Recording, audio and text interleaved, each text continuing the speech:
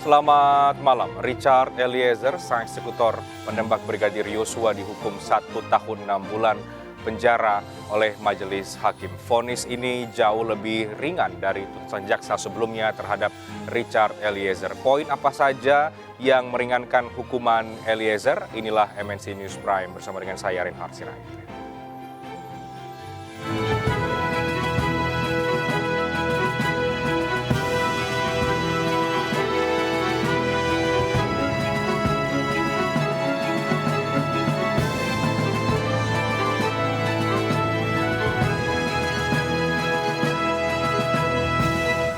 Kami awali MNC News Prime dari polemik biaya haji 2023. Usulan biaya haji naik masih menjadi pro kontra di masyarakat.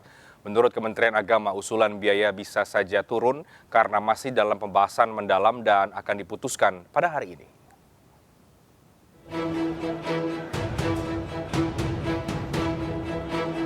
Usulan kenaikan biaya perjalanan ibadah haji tahun 2023 yang ditanggung calon jemaah menjadi Rp69 juta dari sebelumnya Rp39,8 juta menuai polemik.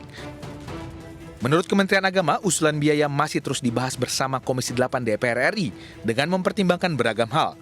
Dari biaya di Arab Saudi, pengelolaan keuangan haji, hingga kemampuan membayar calon haji yang akan berangkat. Keputusan akhir juga masih dinamis karena akan dikaji lebih dalam oleh pemerintah dan DPR RI, bahkan tidak menutup kemungkinan bisa turun dari usulan awal. Sudah melalui kajian dan tapi tidak menutup kemungkinan karena Komisi 8 juga masih meninjau di arah nanti akan terjadi diskusi panjang dan insya Allah ini masih bisa terjadi tarik ulur dan lain sebagainya untuk menuju titik final pasnya nanti berapa. Sementara menurut Badan Pengelola Keuangan Haji yang mengelola dana haji, saat ini dana haji aman dan tumbuh. Pengelolaan dana haji juga dilakukan murni sesuai syariah. Tidak ada dana haji yang diinvestasikan kepada proyek infrastruktur. BPKH juga mendukung dana haji yang berkeadilan dan berkelanjutan. Saldo di BPKH itu aman dan tumbuh. Sekali lagi, kalau yang mempertanyakan 25 juta kami kemana? Ada. Seluruhnya ada dan terbukti kalau dikali 5,3 juta tadi saya sampaikan ada 132,5 harusnya kan. Dan kita hari ini ada 166 triliun, jadi aman dan bisa untuk mensupport pembiayaan haji sesuai dengan amar atau keputusan dari Kepres terkait dengan BPIH.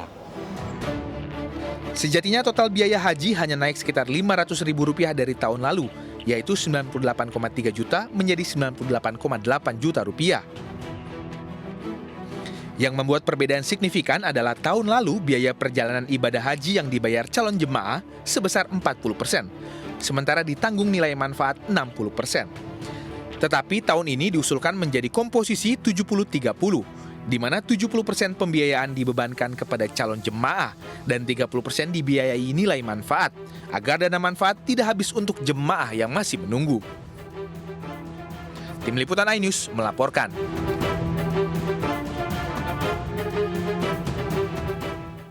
Kita akan menuju ke gedung DPR RI bersama dengan rekan Dilami Aulia yang akan melaporkan terkait dengan rapat dengar pendapat antara Kementerian Agama dan juga Komisi 8 DPR RI.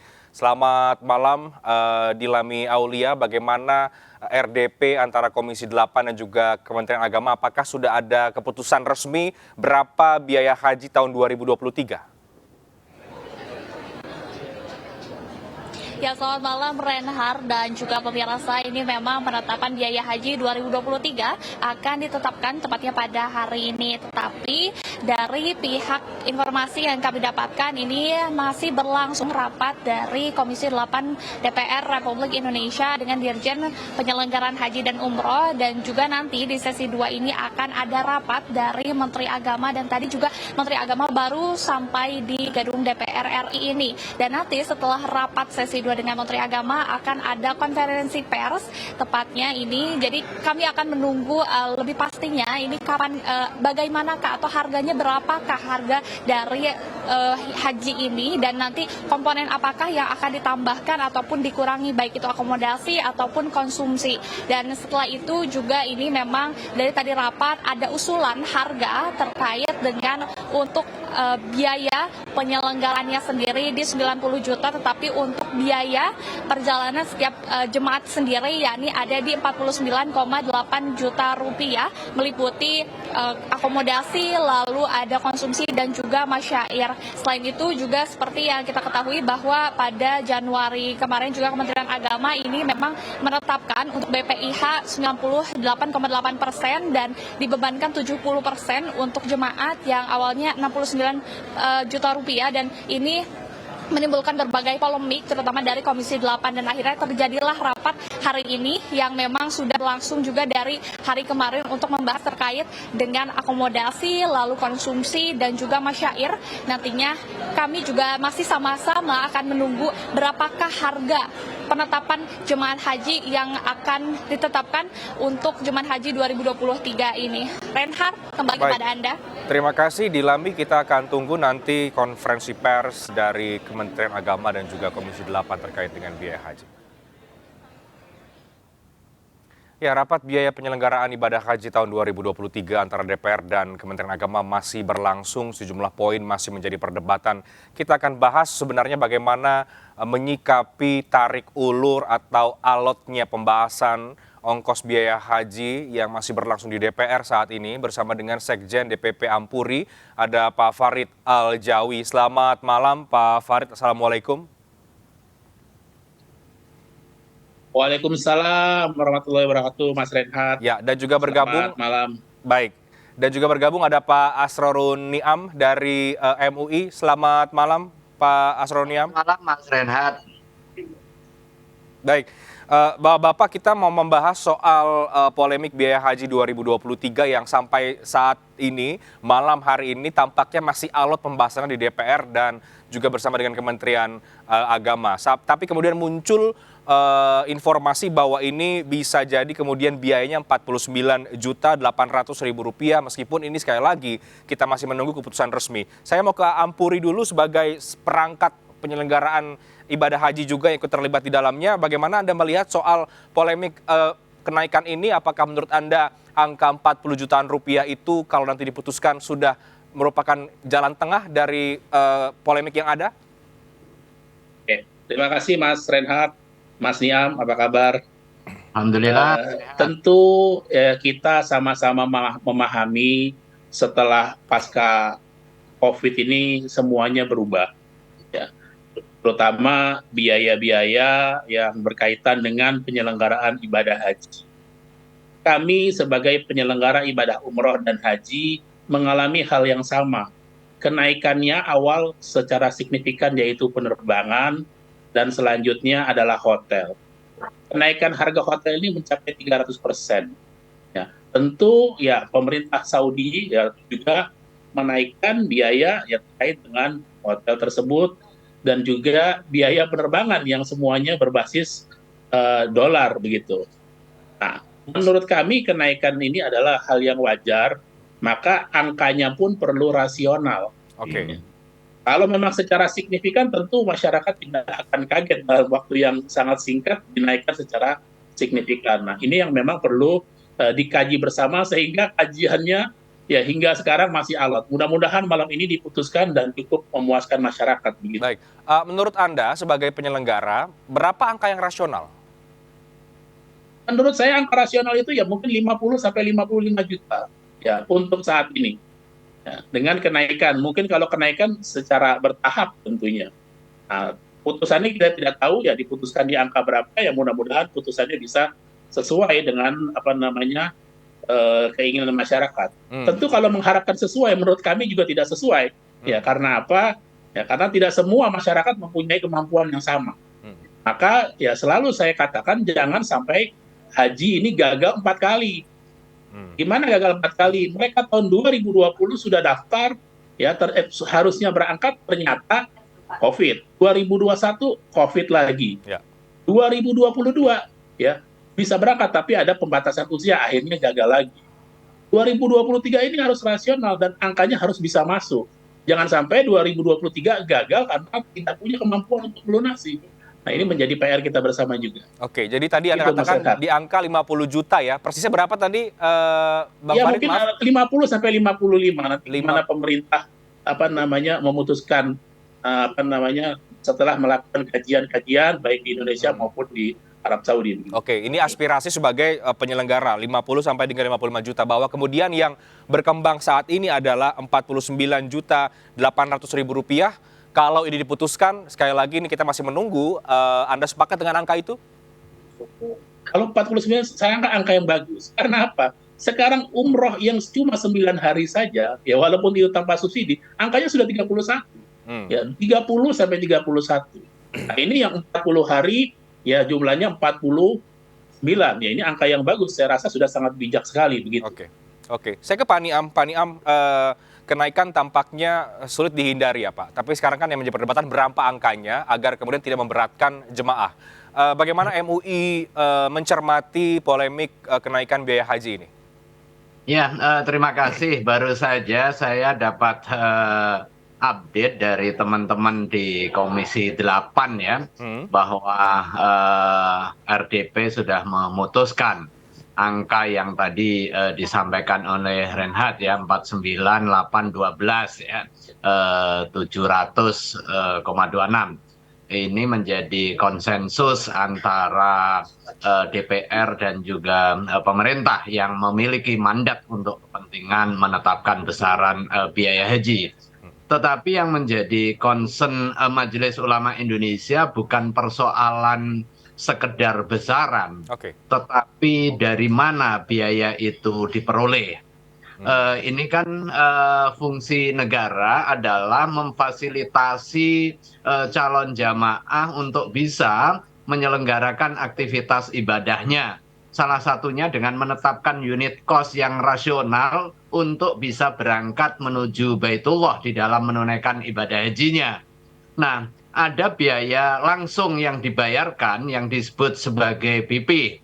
Diawali dengan biaya pendaftaran atau setoran awal ya, yang sekarang ini sejumlah 25 juta. Dari 49,8 juta tersebut, rinciannya ada formulasi pembiayaan haji 55,3% dibayar jamaah dan 44,7% diambil dari nilai manfaat. Pertanyaan yang menjadi concern Majelis Ulama Indonesia adalah yang 44,7% yang diambil dari nilai manfaat. Fatwa Majelis Ulama Indonesia tahun 2012 yang kemudian diserap menjadi Undang-Undang Pengelolaan Keuangan Haji dan menjadi dasar di dalam pembentukan BPKH, menegaskan bahwa status dana calon jamaah haji yang sejumlah 25 juta yang dikembangkan dan hasilnya berupa nilai manfaat itu masih punya jamaah secara personal dan individual. Nah, sekarang yang 44,7% itu diambil dari nilai manfaat. Nilai manfaat ini dari mana? Diambil dari tahun berjalan dan akumulasi nilai manfaat yang dikelola oleh BPKH. Nah, di sini sebenarnya masih ada potensi terjadinya malpraktek ya, dalam tanda petik ya, ketika penempatan pos nilai manfaat itu tidak berasal dari nilai manfaat dari hasil investasi calon jamaah masing-masing. Ini diambil dari nilai manfaat yang bisa jadi dari calon jamaah yang belum berangkat. Saya kira itu yang menjadi concern Majelis Ulama Indonesia. Tidak hanya soal besaran 50 atau 49 atau 60, yang menjadi concern calon jamaah sebenarnya adalah kepastian serta keluangan waktu untuk mempersiapkan diri menambah dari biaya yang sudah di-store oleh calon jamaah haji guna menutupi kekurangan itu. Dan Pak Niam, Anda melihat ini... Mereka minta aku, nggak apa-apa ya? Oke, Pak Niam, artinya ini Anda melihat kurun waktunya sangat terbatas, sangat mepet, memberatkan jemaah kalau nanti ada kenaikan? Betul ya. Jadi idealnya memang pemerintah dan juga DPR bisa menetapkan besaran BPIH itu pada rentang waktu yang cukup bagi calon jamaah untuk mengantisipasi pelunasannya. Apakah itu mungkin dan rasional? Mungkin sebenarnya. Begitu sudah ditetapkan, nanti secara fikih itu sudah sah di dalam akadnya. Misalnya menetapkan harga sekian, begitu harga sudah jelas, nanti bisa jadi atas dasar proyeksi kebutuhan pada saat calon jamaah diberangkatkan. Nah, disitulah dibutuhkan kompetensi di dalam menghitung proyeksi kebutuhan pada saat nanti calon jamaah menyelenggarakan atau pergi ke Tanah Suci. Termasuk juga antisipasi kenaikan masyair dan sejenisnya. Oke. Pak Farid, ada pandangan lagi soal kemudian kurun waktu ini yang kemudian bisa memberatkan para jemaah kalau ini diputuskan kemudian terlalu mepet. Jadi begini, haji ini kan setahun sekali. Tentu kita bukan melaksanakan haji baru tahun ini saja. Sudah hampir setiap tahun kita melaksanakan ibadah haji. Tentu persiapan lebih awal, hal-hal yang akan disampaikan kepada para jamaah itu yang lebih penting. Oke, tahun ini kita anggap sudah 3 bulan lagi waktunya sudah mepet, kita putuskan selesai. Jangan sampai tahun depan menjadi polemik yang mepet lagi waktunya. Sudah disiapkan dari awal, setelah musim haji sudah kita rencanakan, ya kan, untuk nilai yang akan dibayarkan oleh jamaah yang masuk porsi pada tahun berikutnya, sehingga masyarakat ini tidak kaget. Karena masalahnya sekarang ini kita habis pandemi, COVID, semuanya baru tumbuh, semuanya baru mulai bangkit. Nah, kalau memang bebannya terlalu banyak dan waktunya terlalu mepet, ini yang jadi kendala. Harapan kami jangan sampai ada masyarakat tidak memiliki kemampuan untuk melunasi sehingga ya kuotanya tidak terpenuhi. Ini sayang sekali karena tahun ini adalah tahun pertama kita melaksanakan ibadah haji pasca pandemi dengan kuota full. Kalau kemarin dengan kuota 50%, sekarang dengan kuota full. Tentu dengan tanpa pembatasan. Nah, hal ini sepertinya yang perlu kita jaga bersama agar pelaksanaan ibadah haji nanti berjalan dengan lancar. Oke, Pak Niam, tadi di awal Anda membocorkan informasi bahwa memang seperti saya sudah mention sebelumnya bahwa Rp49.800.000 ya yang sudah disepakati antara DPR dan juga pemerintah, tapi belum diumumkan. Apa yang terjadi di rapat itu dari informasi yang Anda himpun, Pak Niam, tampaknya cukup alot ini antara pemerintah dan juga DPR untuk menentukan. Dari kemarin sampai dengan malam ini pun kita belum mendengar ada pernyataan resmi ya? Ya, memang ada dinamika ya, akan tetapi dinamika itu wajar untuk kepentingan menghitung secara real ya. Intinya begini kalau saya sih sederhana. Sekarang dengan berbagai kemungkinan penyesuaian biaya mulai dari komponen penerbangan, komponen akomodasi, kemudian masyair, itu ditetapkan berapa yang rasional. Jangan sampai kemudian ada harga-harga yang tertutupi ya, harga siluman begitu ya, karena persoalan titip proyek A, B oleh A, B dan lain sebagainya.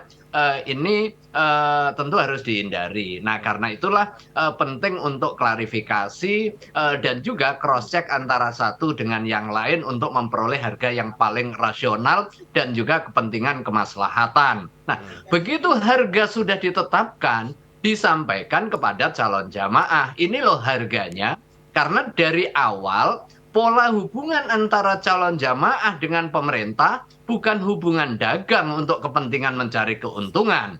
Pemerintah bukan posisinya sebagai travel yang sedang berdagang atau mencari untung di dalam proses perjalanan. Pemerintah bertugas sebagai public services atau pelayan publik. Nah, lebih kepada fungsi negara di dalam pelayanan bagi masyarakat yang akan menjalankan kegiatan keagamaan.